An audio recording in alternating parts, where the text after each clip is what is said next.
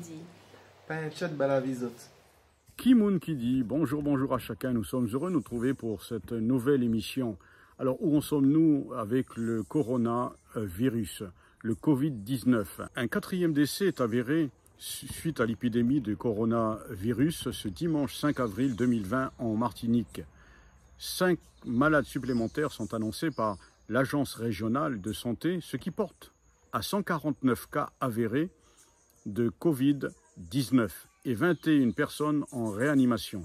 Nous pensons à chacune d'entre elles dans nos prières afin que Dieu intervienne. Et je répète, nous allons passer un instant à prier pour chacune d'entre elles, pour ne pas dire l'ensemble des personnes. 149 cas avérés et les 21 personnes en réanimation au CHUM, bien sûr, au CHU de Martinique.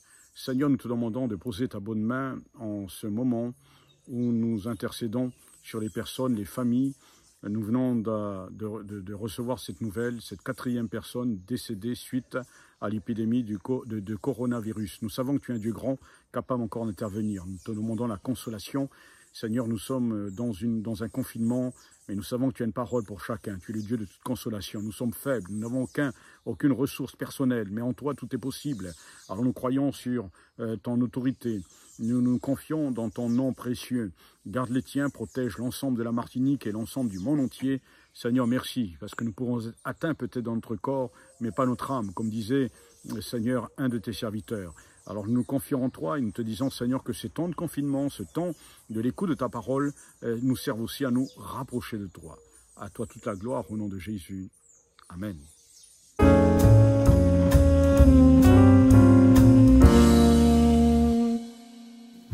Salut à tous, salut à toute la Martinique.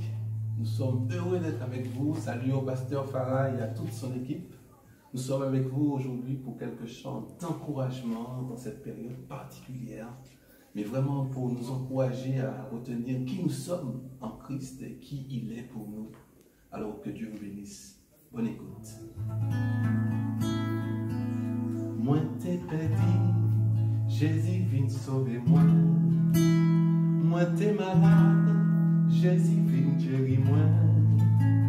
Et à présent, Dieu moi gardé côté, moi pas besoin de rien encore.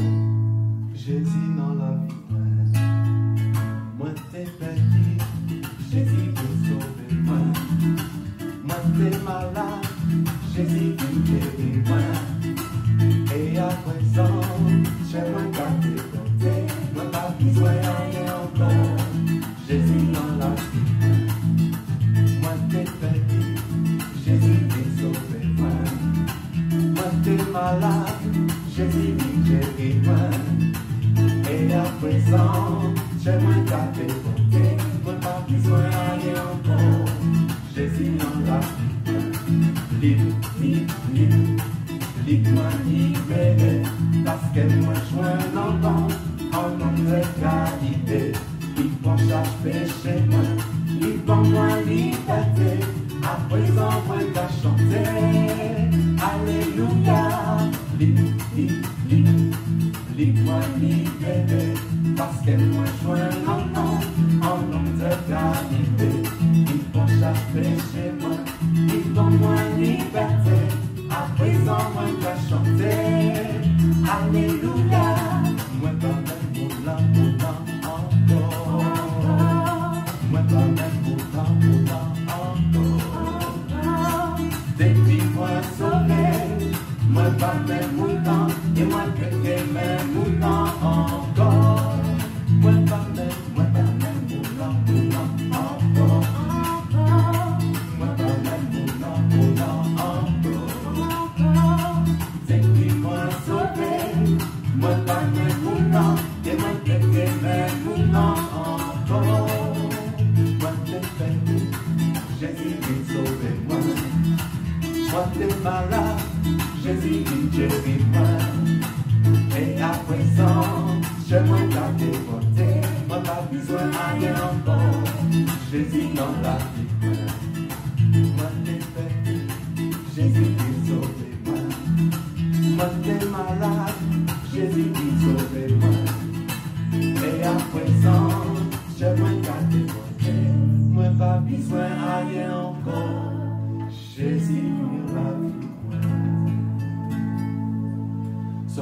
chant que vous connaissez sûrement.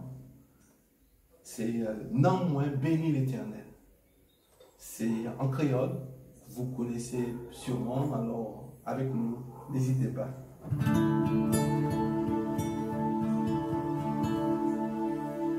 Non, moi, bénis l'Éternel.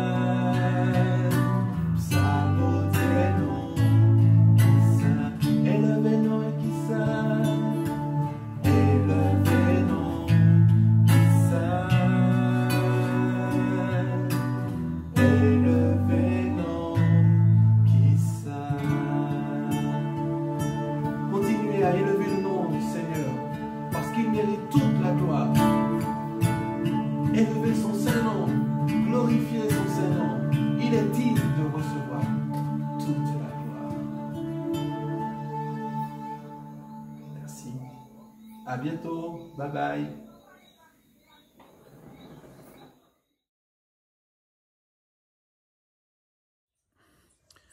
Voilà, vient le temps maintenant du partage de la pensée de Dieu, la pensée biblique, la pensée donc pour chacun d'entre nous en tant que chrétiens dans la région de la Martinique et bien au-delà. Merci à tous ceux qui nous suivent. Alors c'est un jeune serviteur de Dieu qui est en formation pastorale en France à l'ancienne église, l'ancienne appellation Paris-Bastille, Paris la métropole. Vous l'entendrez parler, vous l'entendrez exhorter aussi. C'est une fierté de savoir que nos jeunes de la Martinique qui ont grandi dans des églises, qui ont suivi les groupes de jeunes et qui sont devenus aujourd'hui des responsables et des ministères dons que Dieu utilise aussi en France. Alors bonne écoute à chacun et nous nous retrouvons à l'issue du message.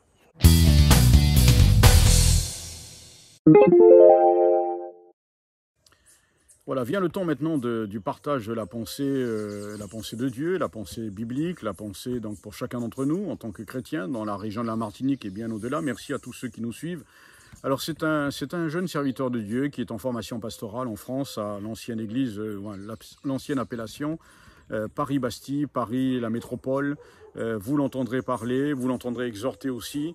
C'est une fierté de savoir que nos jeunes de la Martinique qui ont grandi dans des églises, qui ont suivi les groupes de jeunes et qui sont devenus aujourd'hui des responsables et des ministères dons que Dieu utilise aussi en France. Alors bonne écoute à chacun et nous nous retrouvons à l'issue du message.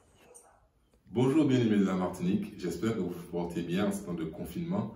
J'espère que vos familles se portent bien également, que vous n'êtes pas trop impactés par cette maladie. Je tiens à remercier le pasteur Farah pour l'invitation à faire une vidéo d'encouragement pour vous. Aujourd'hui, j'aimerais partager cette pensée dans le livre de Néhémie, un livre qui est riche en enseignements. Et j'ai déjà pu partager sur le fait que Néhémie, tout d'abord, avait un fardeau sur le cœur pour sa ville détruite et pour ses semblables déportés. Également, j'ai pu partager sur le fait qu'après la reconstruction de la muraille et de la ville, on peut se rendre compte que Néhémie et Esdras mettent un point d'honneur à revenir à la loi de l'Éternel. Et cela a produit chez le peuple une joie particulière. Et aujourd'hui, j'aimerais partager cette pensée avec vous qui s'intitule « Quand la crise produit un réveil ». Quand la crise produit un réveil. Pendant ces quelques minutes, je ne pourrai pas vous partager tout à propos du réveil, mais en tout cas, on va essayer de s'appuyer sur le livre de Néhémie pour pouvoir parler du réveil. Amen. Tout d'abord, qu'est-ce que le réveil? Qu'est-ce que le réveil? Le réveil suppose qu'il y avait, en tout cas, un sommeil. Ce sommeil peut être caractérisé par quoi? Prenons des exemples. Des personnes éloignées de Dieu, des personnes qui se sont complètement détournées de la parole de Dieu, une église peut-être qui est enfermée dans des habitudes et qui bride la vie de l'esprit. Le réveil donc peut être défini comme le fait de revenir à l'écoute et à la présence de Dieu au travers de son esprit, le Paraclète. Le réveil de Néhémie a débuté avec un fardeau sous le cœur, comme je l'ai partagé. Le fardeau, c'est un poids qui vient se déposer sur un cœur, le rendant sensible à une situation particulière. Dans le cadre de Néhémie, c'était la destruction de Jérusalem et l'exil des Juifs.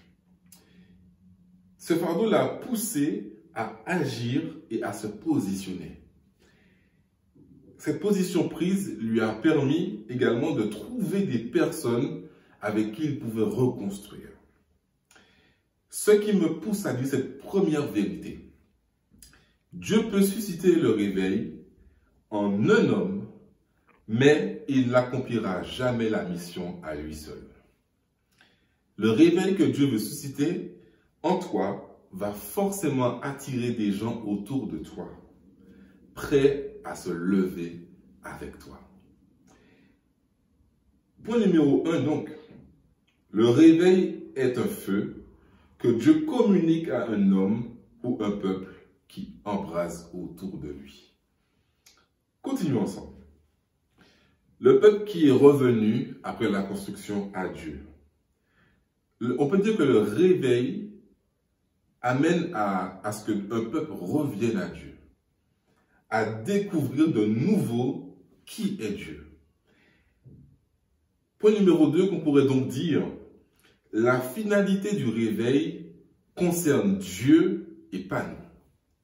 La finalité du réveil concerne Dieu et pas nous. L'homme, finalement, n'est qu'un acteur du film dont Dieu est le producteur. Amen.